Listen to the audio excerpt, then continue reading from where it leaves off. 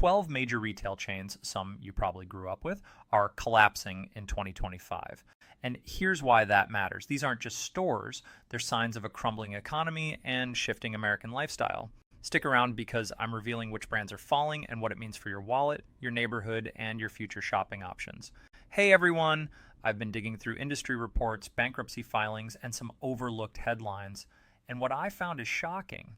In this video, we're diving into the 12 big box retail giants that are shutting down in 2025. And trust me, some of these names will hit hard. We're not just talking store closures, we're talking mass layoffs, liquidation sales, and brands that quietly vanished without a goodbye. So watch till the end to find out who's surviving, who's disappearing, and what this means for you as a shopper. And here's a question to kick things off. Have you noticed empty shelves, price hikes, or your local stores quietly closing down? Drop your observations in the comments. I'd love to hear your side of the story.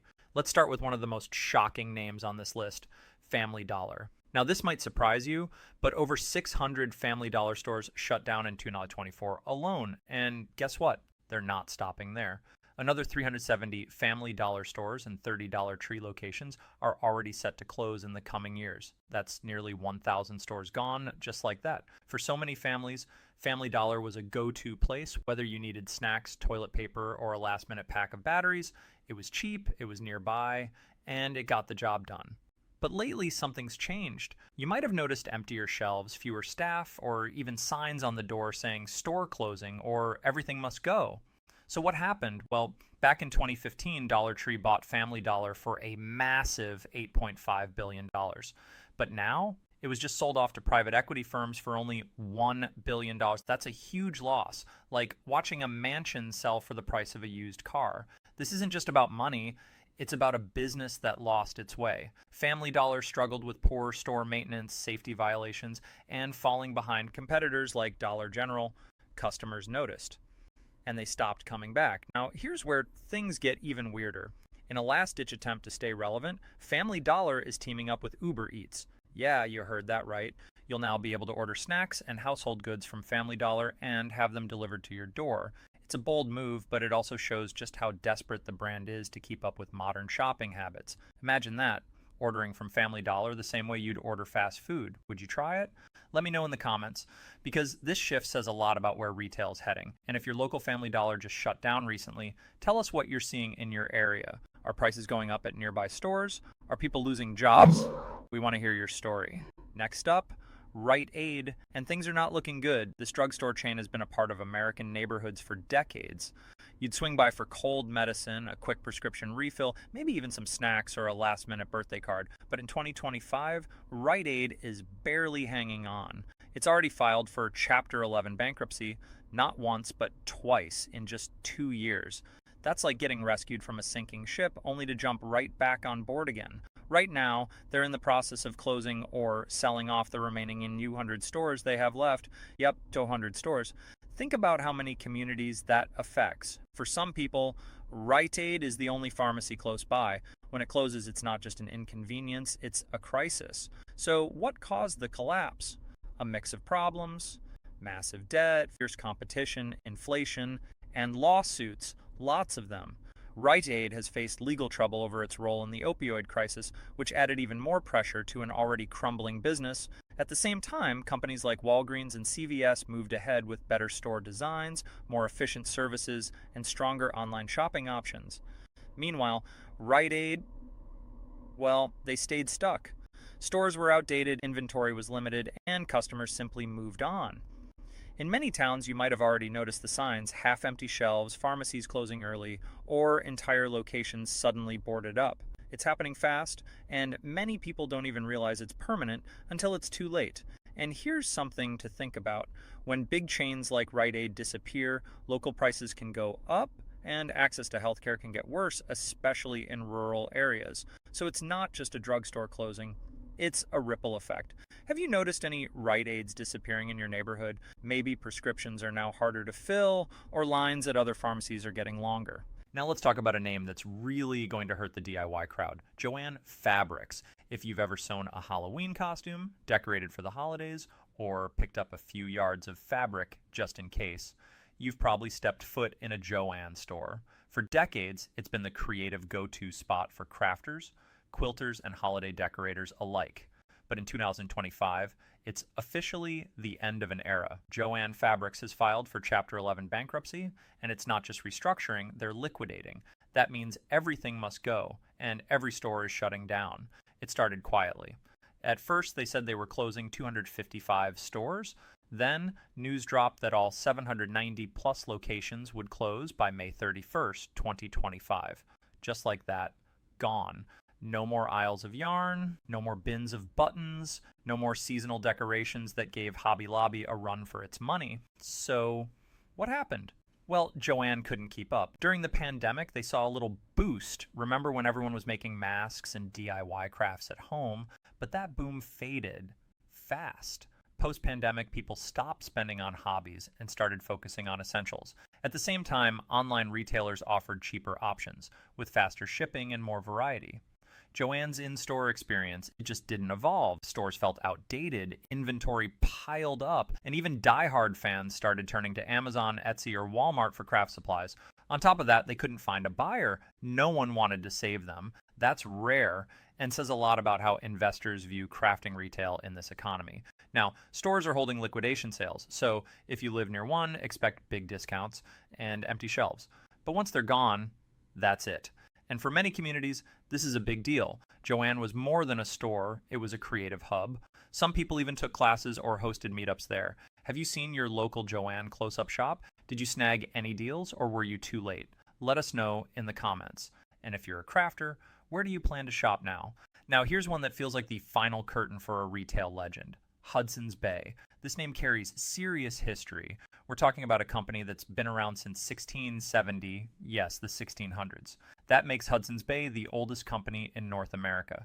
But even 300 plus years of legacy couldn't save it in 2025. Earlier this year, Hudson's Bay filed for creditor protection. That's usually a signal that a company is looking for a lifeline. But when no buyer or financing came through, they announced something massive. All 80 stores in Canada will be liquidated and permanently shut down. Liquidation sales kicked off in March, and by June 2025, every location is set to close its doors forever. That's not just another store chain folding, it's a symbol falling. For so many people, Hudson's Bay wasn't just a department store, it was a family tradition. Holiday shopping, wedding registries, back-to-school sales, it was woven into everyday life. So what went wrong? Like many department stores, Hudson's Bay struggled to compete with e-commerce giants. Amazon, fast fashion, and even discount chains chipped away at their market share. Their stores, once known for elegance and prestige, started feeling outdated and overpriced. And with younger shoppers favoring online deals and fast delivery, foot traffic slowed to a crawl. The pandemic also hit them hard. As malls emptied, Hudson's Bay never quite bounced back. And unlike some competitors who pivoted to strong online strategies, Hudson's Bay lagged behind. Another issue, their U.S. spin-off brands like Lord & Taylor also collapsed in recent years, showing a bigger trend of traditional department stores losing ground. For now, the company is focusing on Saks Fifth Avenue, which they also own. But let's be honest, Saks is a luxury brand. It's not exactly filling the hole Hudson's Bay is leaving behind in everyday retail. So, did you ever shop at Hudson's Bay? Did you grow up seeing their Christmas window displays or buying your first suit there?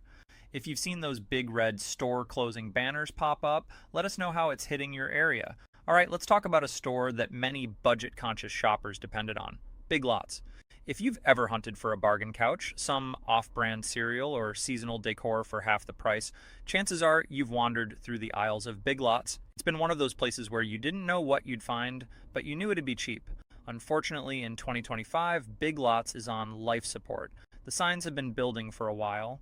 Over the past year, dozens of Big Lots stores quietly shut down across the country, and according to internal financial reports, more closures are on the way. In fact, some analysts are now predicting that Big Lots could face full liquidation if turnaround efforts fail by the end of 2025. A few things. First off, Big Lots got hit hard by inflation. As prices soared, the store's signature bargain pricing became harder to maintain. Shoppers started noticing that items weren't that cheap anymore, and once the trust in low prices fades, so does the traffic. Second, the company made a huge gamble by expanding its furniture section during the pandemic. The idea? People were stuck at home and spending big on home upgrades. But by the time Big Lots rolled out the changes, that trend had already passed. Now they're stuck with bulky inventory and low foot traffic. Another issue is location. Many Big Lots stores are in strip malls or shopping centers that are already half empty. As surrounding stores shut down, fewer people pass through, and that spells trouble for a retailer that depends on high volume sales. And while other discount chains like Ollie's or Dollar General are evolving with better supply chains and digital options, Big Lots has struggled to modernize. Their online presence is clunky and delivery options are limited. Have you noticed any Big Lots near you closing down? Maybe one had a sudden clearance sale or just disappeared overnight? Drop your story in the comments, because what's happening with Big Lots might be a preview of what's to come for other low-cost retailers. Now, we can't talk about collapsing retail chains without bringing up a name that once defined American shopping: Sears. Believe it or not, Sears is still around in 2025, but just barely. Most people thought it was already gone. That's how far it's fallen. At one point, Sears had over 3,500 stores across the U.S. today. Fewer than 10 full-line stores remain, scattered across the country like ghost towns. Sears used to be everything. Need clothes? Sears. A refrigerator? Sears. Tools, baby furniture, back-to-school sales? It was all under one roof. The iconic Sears catalog, that thing was a household event, but now the brand is practically invisible. Most people only find out a location still exists when they drive past a half-lit sign on a quiet strip mall. So what happened? Well, it's not one thing. Sears was too slow to adapt. In the early 2000s, while other stores were building e-commerce platforms and modernizing, Sears stayed stuck in the past. Their stores looked dated, their websites were clunky, and customer service? Not great. Then came the merger with Kmart in 2005, which looked bold at the time, but instead of saving both brands, it dragged them both down. The new parent company, Transform Co., slashed locations, sold off assets, and left Sears as a shell of its former self. Fast forward to 2025, and Sears is basically in retail hospice care. The stores that are still open feel frozen in time: dusty floors, outdated signage, and shelves that look half-stocked. Many are running final clearance events, and industry insiders say a full shutdown is almost inevitable by the end of this year. If you grew up with Sears, this one stings. It's more than a store, it's a piece of history fading away. Have you stumbled across a Sears recently? Were you surprised it was still open? Tell us what it looked like. Did you find a deal or just sadness? Let us know your memories or what it's become in the comments below. This next one might shock you. Macy's is in real trouble. Yes, Macy's, the brand behind the Thanksgiving Day Parade, those big red sale signs in mall anchor stores across America. In 2025, it's no longer the giant it once was. Macy's is closing 150 stores over the next few years, with 50 of those shutting down this year alone. That's right, 50 Macy's stores gone in 2025. This isn't just about underperforming locations. Macy's is shifting its entire business strategy. They're trying to ditch large department stores and go small format, which means fewer items, smaller spaces, and less of the classic Macy's shopping experience people are used to. So why the big pivot? Well, for starters, mall traffic has been dropping for years, and Macy's has been feeling the burn. Fewer people are going to malls, more are shopping online, and Macy's, despite having a decent website, hasn't been able to compete with online juggernauts like Amazon or fast fashion brands like Shein and Zara. Another issue: younger shoppers just aren't into department stores anymore. They want speed, personalization, and niche brands. Macy's still leans heavily on older inventory systems, big box layouts, and sales cycles that feel outdated. On top of that, they've been under intense pressure from investors. In fact, just this year, a major investment group tried to buy Macy's and take it private. Why? Because the real estate Macy's owns is worth more than the business itself. Wrap your head around that. The buildings are more valuable than the brand. So now Macy's is racing to reinvent itself before it disappears entirely from American malls. Let's talk about a store that always felt like a hidden gem: Tuesday Morning. If you've ever wandered into a Tuesday Morning, you know the vibe. It's that kind of store where you're not really looking for anything, but somehow walk out with a set of towels, a throw pillow, and a coffee mug you didn't know you needed. But in 2025, that experience is gone. Tuesday Morning has officially shut down. All of it. That's right, no stores left, not a single one. The chain filed for Chapter 11 bankruptcy again last year, and this time there was no comeback. They started closing stores in waves, and by the end of 2024, every last location was gone. Over 200 stores vanished in a matter of months. It's kind of sad, honestly. Tuesday Morning wasn't flashy, but it was a treasure hunt for homebodies, decorators on a budget, and anyone who loved scoring deals on name brand stuff. Think of it like a smaller, more affordable version of Home Goods. So what went wrong? A lot, but mainly debt, poor leadership, and a brutal retail environment. They struggled to bounce back after COVID, and when inflation hit, customers started pulling back on nice-to-have purchases like candles, bedding, and quirky decor. People were focusing on food and gas, not rugs and lamps. They also got crushed by competition. Home Goods, Ross, Marshalls, they all kept innovating and moving into stronger markets. Tuesday Morning just couldn't keep up. Their stores felt a little too outdated, their locations weren't always ideal, and their supply chain, messy at best. By mid-2024, liquidation signs were everywhere. Deep discounts, shelves getting emptier by the week, and then, boom, all gone. If you were a fan, this one probably hurts. It's not just about where to buy cheap home decor, it's about losing yet another quiet part of everyday shopping. So tell us, did you ever find a deal at Tuesday Morning that made you feel like you'd won the lottery? Did your local store disappear overnight? Share your Tuesday Morning memory in the comments below. All right, let's get into one that's flying under the radar, the Container Store. You know the place, the aisles filled with shiny bins, closet organizers, spice racks, drawer dividers, and storage solutions you didn't even know existed. Walking into the Container Store felt like stepping into your most organized self. But in 2025, the dream of perfect organization is slipping away. The Container Store is in serious trouble. This year alone, they've announced plans to close dozens of stores, and more may be on the chopping block. Their stock has crashed, and investor confidence is at an all-time low. Some experts are now openly wondering, will the Container Store survive the year? So, what's driving this collapse? For starters, demand has dropped. During the pandemic, home organization was trending hard. Everyone was stuck at home, watching Marie Kondo, and suddenly needed acrylic bins and pantry labels. But once people went back to work and inflation kicked in, those nice-to-have purchases took a back seat. Shoppers stopped spending $25 on drawer organizers when eggs cost more than $5. Add to that the fact that cheaper alternatives are everywhere now. Amazon, Walmart, Target, even Dollar Tree have rolled out their own organizing lines, and they're way more affordable. Another big issue, the Container Store's prices. They've always been on the higher end, and in this economy, that's a tough sell. People aren't looking for the fanciest way to store their shoes. They just want something that works and doesn't break the bank. To stay afloat, the company's trying to pivot, offering closet installation services, bundling packages, and even experimenting with smaller express stores. But so far, it's not enough to reverse the downward spiral.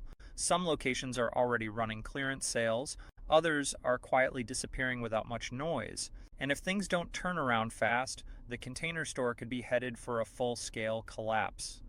So, have you noticed your local Container Store looking emptier, fewer customers, big markdowns?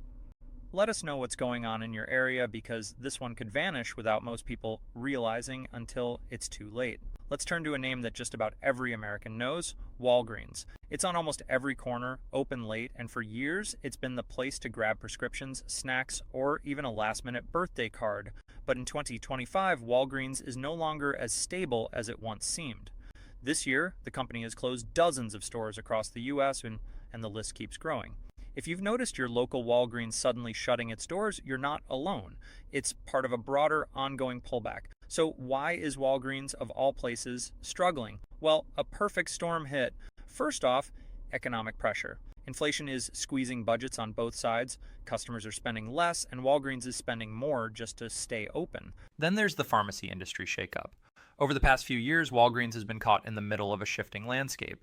Mail order and online pharmacy services are on the rise. People are getting their medications delivered from Amazon Pharmacy or CVS's app, meaning fewer visits to physical stores. Add to that the fact that Walgreens has been facing lawsuits and legal settlements, including issues tied to the opioid crisis. These lawsuits have cost the company billions of dollars, draining resources that could have been used to modernize stores or expand services. Some of the closures are happening in low-income neighborhoods, which has sparked serious concern. For many communities, Walgreens isn't just a drugstore, it's the closest thing they have to a healthcare provider. Losing that access hits hard. The company says they're focusing on profitable locations and rolling out more health clinics in select stores. But for most people, the only thing they see is more store closed signs popping up. Have you seen a Walgreens near you shut down recently? Did it feel sudden, or were there signs? Empty shelves, short staffing, shorter hours? Drop your observations in the comments, because for a company that once felt untouchable, 2025 has been a wake-up call. Now, here's a name that might hit home for a lot of folks: Kohl's. For years, Kohl's has been that reliable go-to for everything from back-to-school clothes to home goods to that last-minute holiday gift. But in 2025, even this mid-range department store is hitting major roadblocks. Several Kohl's stores have already closed this year, and the company is signaling that more could follow. So what's going on? It's part of what they're calling a strategic shift. But let's be honest, that's corporate speak for we're losing money and need to cut back. Kohl's is dealing with the same big issues plaguing many other retailers: economic pressure, rising costs, and changing shopping habits. Shoppers just aren't spending the way they used to. With inflation still lingering, people are prioritizing essentials, not $40 throw pillows or $80 jackets. And that Kohl's cash, it doesn't stretch as far as it used to. Customers are starting to notice and walk away. Another big challenge: younger shoppers aren't showing up. Gen Z and millennials are shopping online, going for trendier niche brands or hitting resale platforms like Poshmark and Depop. Kohl's, which built its brand on family-friendly suburban shopping trips, is having a tough time keeping up with that shift. To try and stay in the game, Kohl's has started experimenting. They've partnered with Sephora, introduced smaller format stores, and doubled down on digital. But so far, it hasn't been enough to turn things around. In fact, a recent report showed declining foot traffic and slumping sales even in historically strong regions. Some of the store closures in 2025 have hit areas where Kohl's has been a fixture for decades, places where shoppers now feel the sting of losing another local retailer. Have you noticed changes at your local Kohl's? Shorter hours, less inventory, maybe even a sudden everything must go sale? If so, drop it in the comments, because Kohl's is standing at a crossroads in 2025, and what they do next could decide whether they bounce back or join the growing list of retail casualties. Next up, we've got a name that was once everywhere when back-to-school season or tax time hit: Office Depot. For decades, Office Depot was the place to get everything from pens and paper to laptops and printer ink. But in 2025, those days are fading fast. This year alone, Office Depot has closed multiple locations across the country, and it's all part of what they're calling a strategic shift. Let's be real, this shift isn't just strategy, it's survival. The company has been hit hard by the rise of remote work and digital transformation. With fewer people going into traditional offices, the demand for bulk office supplies just isn't what it used to be. Businesses are downsizing, going paperless, and cutting costs wherever they can. That means fewer giant orders of copy paper, fewer rolling chairs, and a lot fewer reasons to visit a big box store like Office Depot. And when people do need office supplies, they're turning to Amazon, Walmart, or even Target, places where they can also buy groceries, clothes, or household goods in the same trip. Office Depot just hasn't been able to keep up with that convenience factor. The company tried to pivot with online sales and curbside pickup. They even launched some co-working spaces inside stores and leaned into business-to-business services. But the results? Mixed at best. Their stores, especially in suburban areas, have started to look emptier. Some have quietly shut down without much press. Others are offering steep discounts just to get inventory off the shelves. For a brand that once felt like an essential stop for students, workers, and entrepreneurs, it's a big fall.